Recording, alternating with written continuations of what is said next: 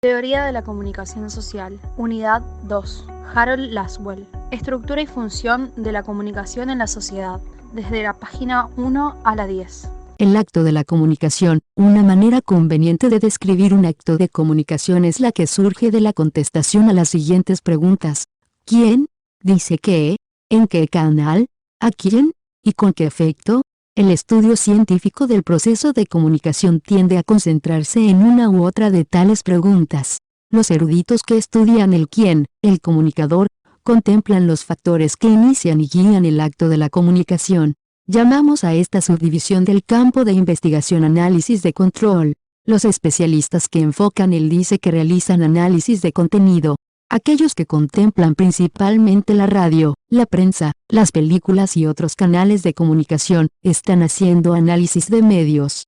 Cuando la preocupación primordial se encuentra en las personas a las que llegan los medios, hablamos de análisis de audiencia. Y si lo que interesa es el impacto sobre las audiencias, el problema es el del análisis de los efectos. La utilidad de estas distinciones depende, por completo, del grado de refinamiento que se considere apropiado para un objetivo científico o administrativo dado. A menudo, es más sencillo combinar el análisis de audiencia y el de efecto, por ejemplo, que mantenerlos separados. Por otra parte, puede interesar concentrarse en el análisis de contenido, y con este fin subdividir el campo en dos zonas distintas, el estudio de los datos, centrado en el mensaje, y el estudio del estilo centrado sobre la organización de los elementos que componen el mensaje. Estructura y función, a pesar del atractivo que pueda ofrecer tratar estas categorías con mayor detalle, el presente comentario tiene un objetivo diferente. No nos interesa tanto dividir el acto de comunicación como contemplar el acto en su totalidad, en relación con todo el proceso social. Todo proceso puede ser examinado bajo dos marcos de referencia, a saber, estructura y función, y nuestro análisis de comunicación versará sobre las especializaciones que comportan ciertas funciones, entre las cuales cabe distinguir claramente las siguientes. 1. La supervisión o vigilancia del entorno. 2. La correlación de las distintas partes de la sociedad en su respuesta al entorno. Y 3. La transmisión de la herencia social de una generación a la siguiente. Equivalencias biológicas. A riesgo de suscitar falsas analogías, podemos lograr una adecuada perspectiva de cualquier sociedad humana cuando estudiamos la comunicación como una característica de la vida en todos sus niveles. Un ente vivo, que esté relativamente aislado o bien en asociación, tiene procedimientos especializados en cuanto a la recepción de estímulos a partir del entorno. Tanto el organismo monocelular como el grupo de múltiples miembros tienden a conservar un equilibrio interno y a responder a los cambios que se produzcan en el entorno a fin de mantener dicho equilibrio. El proceso de respuesta exige maneras especializadas a las partes del todo para conseguir una acción armoniosa. Los animales multicelulares especializan sus células para la función del contacto externo y para la correlación interna. Así, entre los primates, la especialización viene ejemplificada por órganos tales como el oído y el ojo, y el propio sistema nervioso. Cuando las pautas de recepción y diseminación de estímulos funcionan de manera adecuada, las diversas partes del animal actúan concertadamente con respecto al medio ambiente, alimentarse, huir, atacar. En algunas sociedades animales, ciertos miembros desempeñan misiones especializadas y vigilan el entorno. Los individuos actúan como centinelas, separados del rebaño o manada y creando un estado de alarma cada vez que ocurre un cambio alarmante en los alrededores. El trompeteo, cacareo o chillido del centinela basta para poner a todo el grupo en movimiento. Entre las actividades emprendidas por líderes especializados se cuenta la estimulación interna de seguidores para adaptarse ordenadamente a las circunstancias pregonadas por los centinelas. En un organismo individual, altamente diferenciado, los impulsos que llegan y los que salen de él son transmitidos a lo largo de fibras que establecen una conexión sináptica con otras fibras. Los puntos críticos en el proceso se encuentran en las estaciones de relevo, donde el impulso que llega puede ser demasiado débil para alcanzar el umbral que hace entrar en acción el vínculo siguiente. En los centros superiores, corrientes separadas se modifican unas a otras, produciendo resultados que difieren en numerosos aspectos del resultado final, cuando cada una puede continuar por un camino propio. En toda estación de relevo hay carencia de conductibilidad total o conductibilidad intermedia. Las mismas categorías se aplican a lo que ocurre entre miembros de una sociedad animal. El astuto zorro puede acercarse al gallinero de tal modo que procure unos estímulos demasiado leves para inducir al centinela a dar la alarma, o bien cabe que el animal atacante elimine al centinela antes de que éste pueda proferir más que un leve gemido. Evidentemente, existen todas las gradaciones posibles entre conductibilidad total y ausencia de conductibilidad. El caso de la sociedad humana. Cuando examinamos el proceso de comunicación de cualquier lugar o estado de la comunidad mundial, observamos tres categorías de especialistas.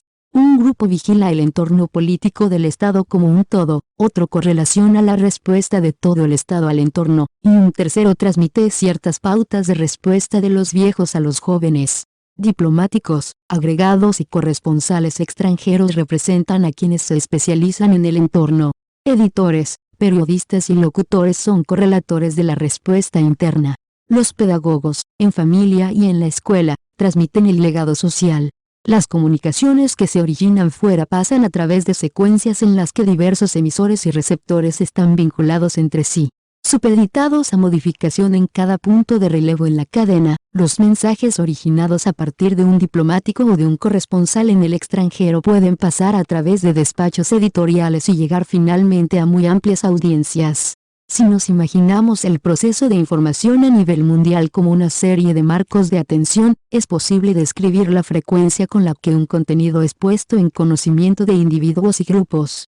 Podemos investigar el punto en el que deja de haber conductibilidad, y podemos examinar la gama entre conductibilidad total y conductibilidad mínima.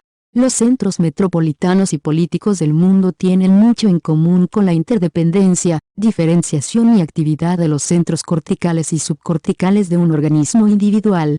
Por tanto, los marcos de observación hallados en tales puntos son los más variables, refinados e interactivos entre todos los marcos de la comunidad mundial. En el otro extremo se encuentran los marcos de observación de los habitantes de regiones aisladas. En general no se da el caso de que las culturas primitivas estén totalmente vírgenes de la civilización industrial. Tanto si nos lanzamos en paracaídas sobre el interior de Nueva Guinea, como si aterrizamos en las vertientes del Himalaya, no encontraremos una tribu totalmente desconectada del mundo.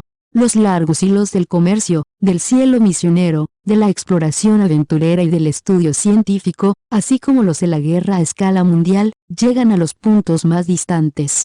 Nadie se encuentra totalmente al margen de este mundo.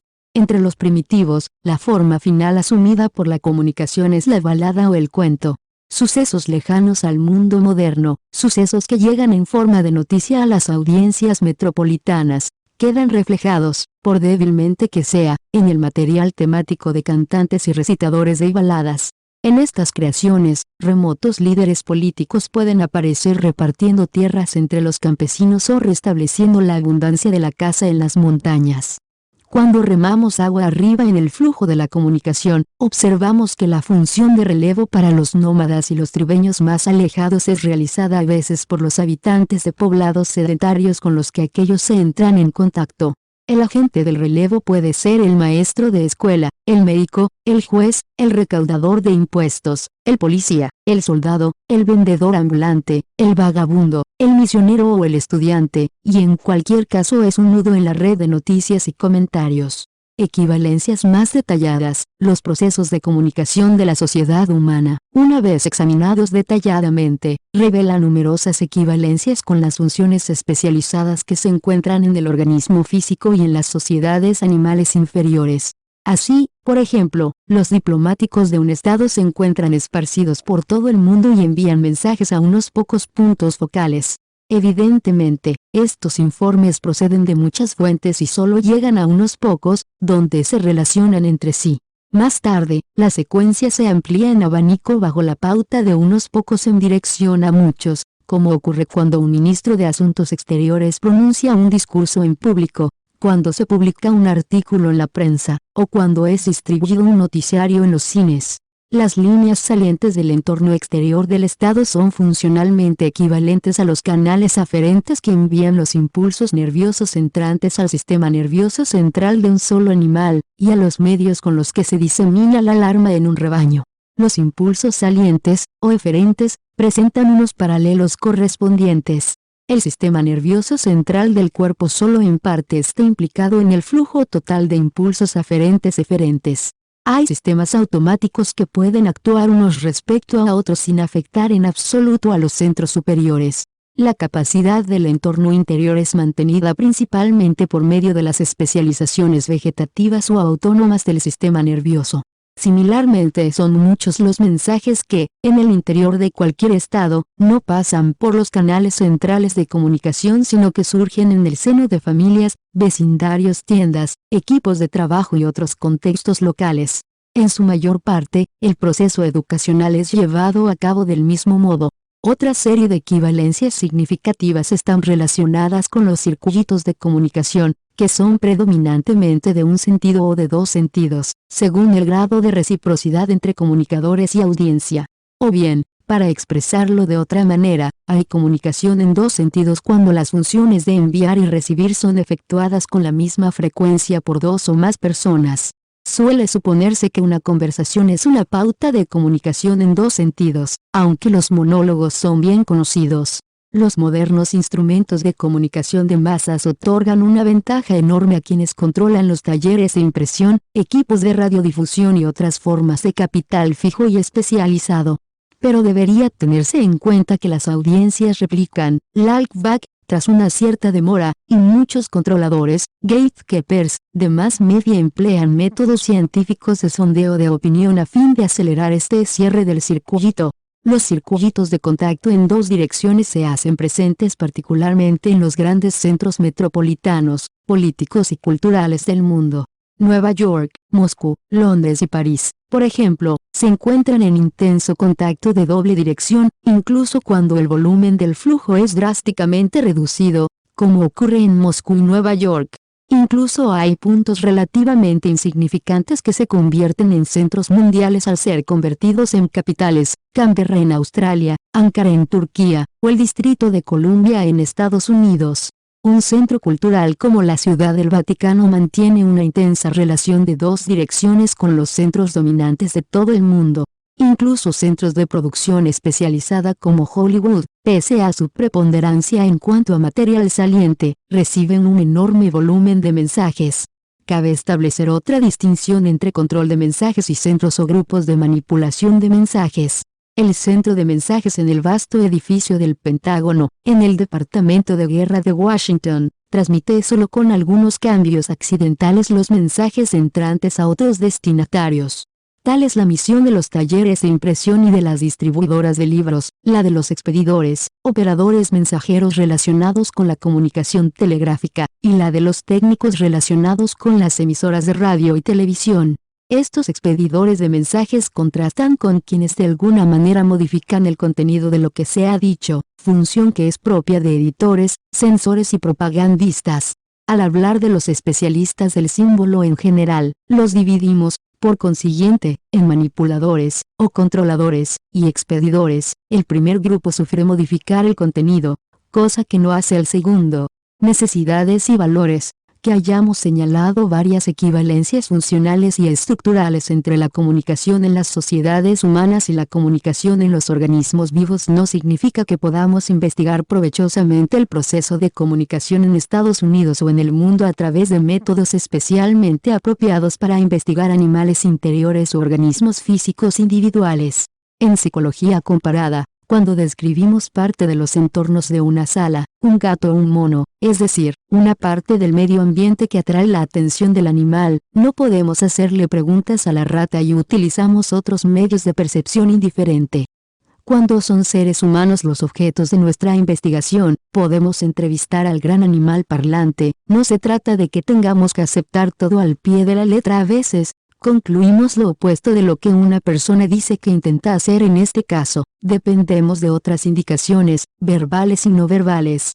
Tal como hemos dicho, es posible estudiar las formas vivas como agentes modificadores del entorno en proceso de satisfacción de necesidades y, por tanto, de mantener un estado firme de equilibrio interno. Alimentos, sexo y otras actividades que implican el medio ambiente pueden ser examinados sobre una base comparativa. Puesto que los seres humanos muestran reacciones de habla, podemos investigar muchísimas más relaciones que en las especies no humanas gracias a los datos aportados por el habla y otros actos de comunicación.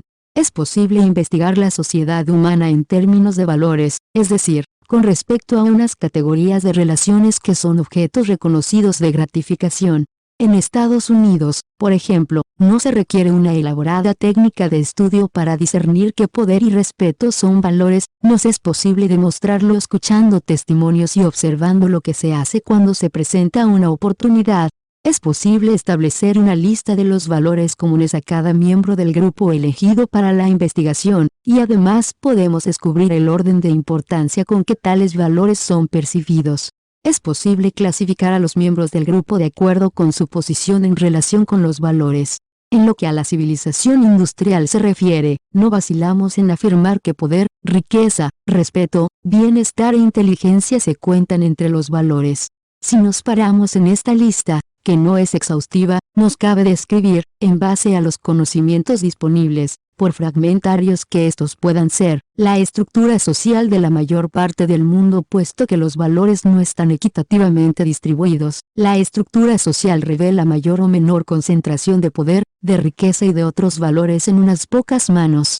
En ciertos lugares, esta concentración pasa de una generación a otra, formación de castas en vez de constituir una sociedad móvil. En toda sociedad, los valores son modelados y distribuidos de acuerdo con unas normas más o menos distintivas. Instituciones. Las instituciones incluyen comunicaciones que son invocadas como apoyo de la red de acción como un todo. Estas comunicaciones son la ideología.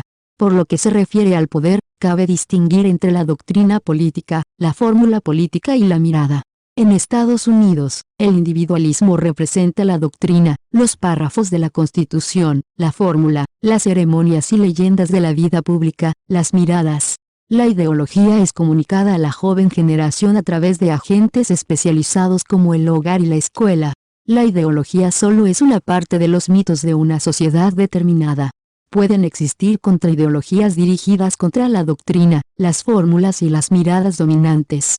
Hoy en día, la estructura del poder en las políticas mundiales se halla profundamente afectada por el conflicto ideológico, así como por el papel desempeñado por dos potencias gigantes, Estados Unidos y la Unión Soviética. Las élites dirigentes se consideran unas a otras como enemigos potenciales no solo porque las diferencias entre estados pueden cristalizar en una guerra, sino también, en un sentido más apremiante, porque la ideología del otro puede atraer a elementos disidentes en un país y debilitar la posición de poder interno de cada clase dirigente.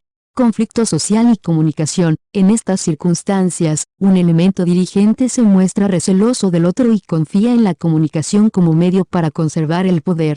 Por tanto, una de las funciones de la comunicación es la de facilitar información acerca de lo que está haciendo la otra élite, así como sobre su poderío dado el temor de que los canales de información estén controlados por los otros, con el fin de retener y de formar. Existe la tendencia a recurrir a una vigilancia secreta. Por consiguiente, el espionaje internacional se intensifica por encima del nivel usual en tiempo de paz, y además se hacen esfuerzos para enmascarar la propia identidad a fin de contrarrestar la vigilancia del enemigo potencial. Por otra parte, se emplea la comunicación con el propósito de establecer contacto con audiencias situadas dentro de las fronteras de la otra potencia. Estas diversas actividades se manifiestan en el empleo de agentes abiertos o secretos para investigar al otro bando, en tareas de contraespionaje, en censura y restricción de viajes, y en emisiones de radio y otras actividades informativas a través de las fronteras. Las élites dirigentes están también sensibilizadas respecto de potenciales amenazas en el entorno interior. Aparte de emplear fuentes de información abiertas, también se adoptan medidas secretas, se toman precauciones para imponer seguridad a tantas cuestiones políticas como sea posible. Al propio tiempo, la ideología de la élite es reafirmada y las ideologías contrarias son suprimidas. Los procesos aquí esbozados son paralelos a fenómenos que cabe observar en el reino animal. Se emplean agencias especializadas para mantenerse alerta frente a las amenazas y las posibilidades de acción que suministra el entorno exterior.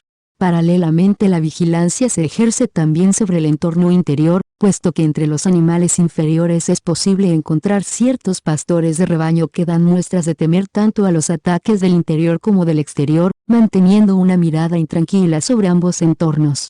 Existen medios de vigilancia preventiva, ciertas especies disponen de medios bien conocidos, por ejemplo la pantalla de humo líquido emitida por el calamar o la coloración del camaleón. Sin embargo, no parece posible la equiparación con la distinción entre los canales secreto y abierto de la sociedad humana dentro de un organismo. El paralelo más próximo a la revolución social sería el crecimiento de nuevas conexiones nerviosas con aquellas partes del cuerpo que rivalizan con las estructuras existentes de la integración central, y que pueden ocupar el lugar de estas. Puede decirse que esto ocurre al desarrollar el embrión en el vientre de la madre. Cero para tomar un proceso destructor, podemos decir, con razón, que se da una vigilancia interna con respecto al cáncer, si los cánceres compiten por los suministros alimenticios del cuerpo. Comunicación eficiente. El presente análisis implica la existencia de ciertos criterios de eficiencia o de ineficacia en la comunicación. En la sociedad humana, la eficacia del proceso depende de las posibilidades de juicio racional que ofrece. Un juicio racional implica objetivos de valor. En las sociedades animales, la comunicación es eficiente cuando ayuda a sobrevivir o en cualquier otra necesidad específica del grupo y cabe aplicar el mismo criterio a un organismo individual. Una de las tareas de una sociedad racionalmente organizada es la de descubrir y controlar todo factor que se interfiera con una comunicación eficiente. Ciertos factores limitativos son psicotécnicos. Las radiaciones destructivas, por ejemplo, pueden estar presentes en el medio ambiente y sin embargo pasar desapercibidas debido a las limitadas posibilidades del organismo carente de medios para detectarlas.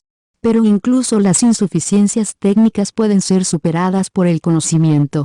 En los últimos años, las emisiones de radio en onda corta han sido interferidas por alteraciones que, de no ser superadas, obligarán a prescindir de esta modalidad de emisión.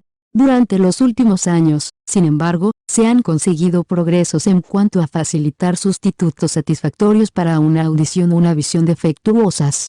Un avance menos espectacular, pero no menos importante, ha sido el descubrimiento de cómo corregir unos hábitos inadecuados de lectura. Hay, desde luego, obstáculos deliberados en el camino de la comunicación, como son la censura y la drástica supresión de los viajes. Hasta cierto punto, los obstáculos pueden ser soslayados mediante una hábil evasión, pero es indudable que a la larga será más eficiente librarse de ellos por medio del consentimiento o de la coacción. La ignorancia es un factor persistente cuyas consecuencias nunca han sido adecuadamente investigadas. Aquí, ignorancia significa ausencia, en un punto determinado del proceso de la comunicación, del conocimiento disponible en otro punto cualquiera de la sociedad.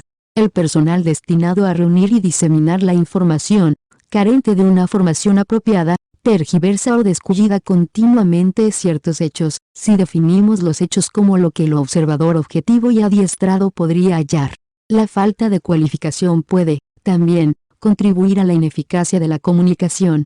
Con excesiva frecuencia el comunicador consigue su prestigio gracias a la utilización de hechos deliberadamente falsos o deformados. En pos de la primicia, el reportero da un cariz sensacionalista a una anodina conferencia internacional y contribuye a la imagen popular de la política internacional como conflicto intenso y crónico, o poco menos. Los especialistas en comunicación con frecuencia no logran mantenerse al día con las nuevas técnicas, piénsese, por ejemplo, en la reticencia con la que han aceptado los nuevos procesos audiovisuales. Y a pesar de las investigaciones que se han hecho sobre el lenguaje, son muchos los comunicadores de masas que utilizan equivocadamente las palabras. Esto es lo que ocurre, por ejemplo, cuando un corresponsal se deja absorber por el ambiente extranjero y olvida que la audiencia de su país no posee una equivalente experiencia directa en lo tocante a izquierda, centro y otros términos semejantes. Aparte de los factores de habilidad o capacidad, el nivel de la eficiencia se ve a veces afectado por la estructura de la personalidad. Una persona optimista y decidida puede seleccionar los hechos que presentan una visión de los acontecimientos no matizada y, por tanto, exageradamente optimista. En cambio, personas pesimistas y excesivamente cautelosas seleccionan elementos muy distintos y que vienen a confirmar sus malos presagios. Hay también discrepancias importantes entre personas de diversa lucidez y energía. Algunas de las más serias amenazas contra una comunicación eficiente para la comunidad considerada como un todo se relacionan con los valores del poder, la riqueza y el respeto. Es muy posible que los ejemplos más notables de distorsión de poder se ofrezcan cuando el contenido de la comunicación es deliberadamente ajustado para que se amolde a una ideología o a una contraideología.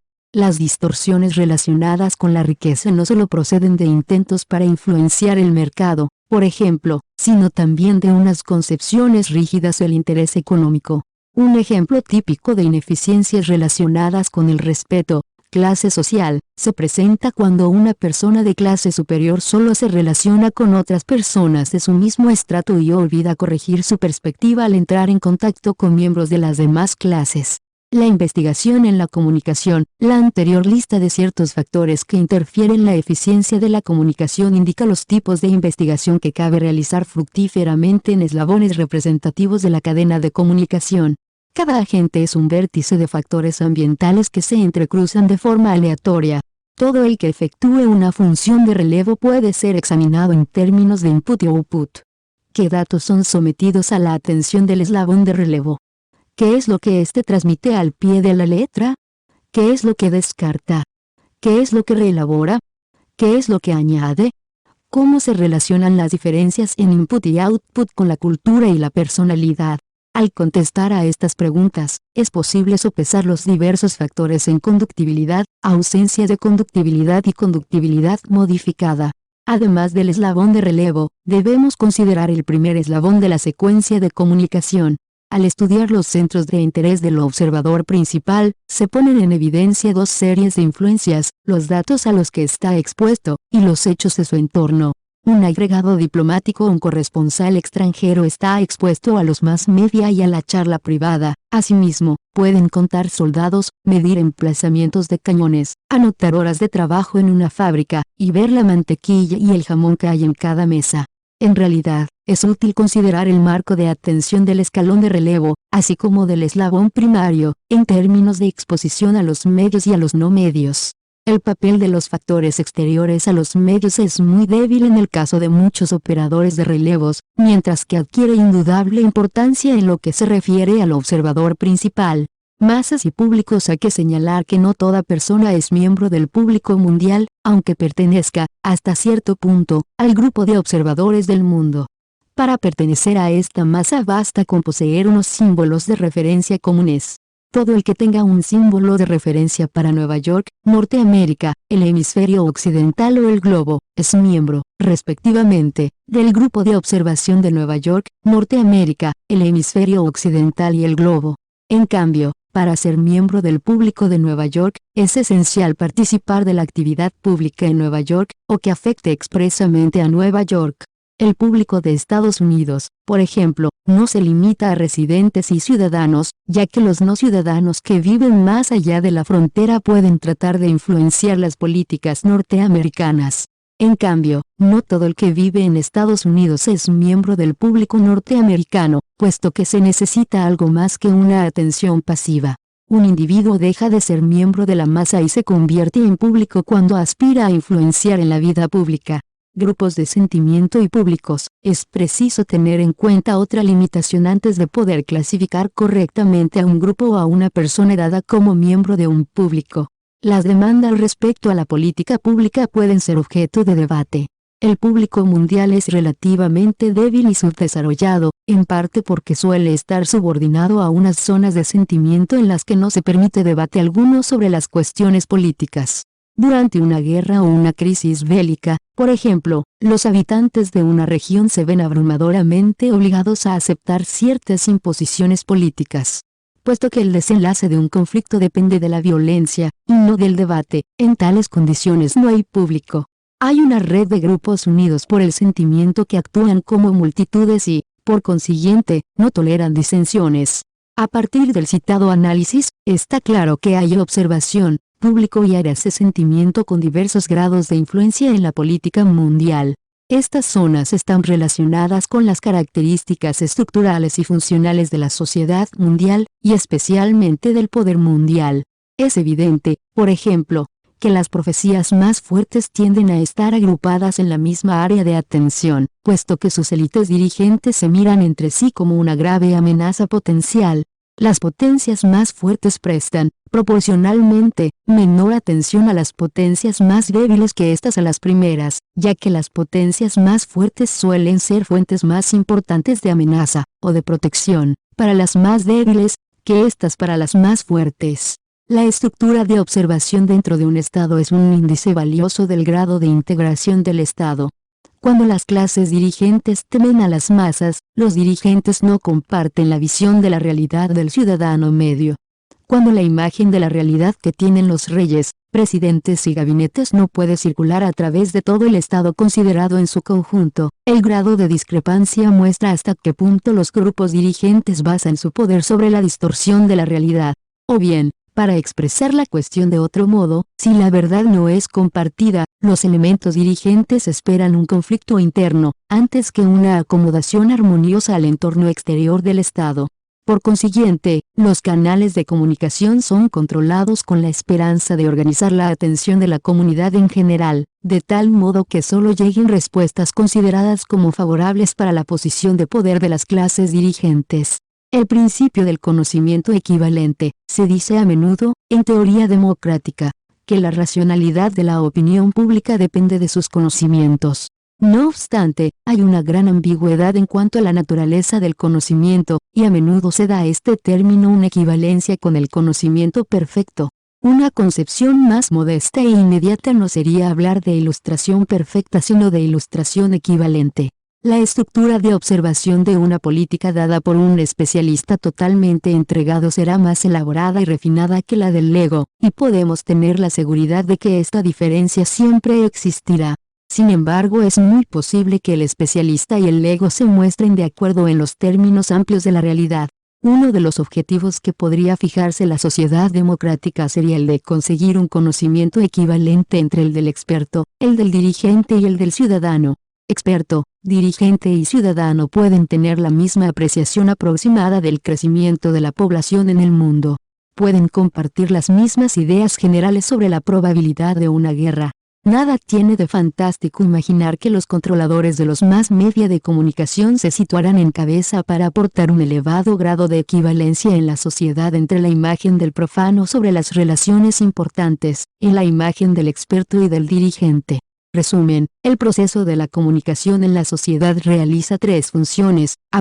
Vigilancia del entorno, revelando amenazas y oportunidades que afecten a la posición de valor de la comunidad y de las partes que la componen. B. Grande.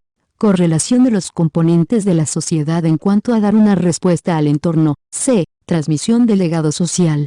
En general, cabe encontrar equivalentes biológicos en las asociaciones humanas y animales, y en la economía de un organismo individual. En la sociedad, el proceso de comunicación revela características especiales cuando el elemento dirigente teme al ambiente interior, así como al exterior. Al calibrar la eficacia de la comunicación en cualquier contexto dado, es necesario tener en cuenta los valores en juego, así como la identidad del grupo cuya posición se está examinando. En las sociedades democráticas, las opciones racionales dependen del conocimiento, el cual, a su vez, depende de la comunicación y, muy en especial, de la equivalencia de observación entre dirigentes, expertos y profanos.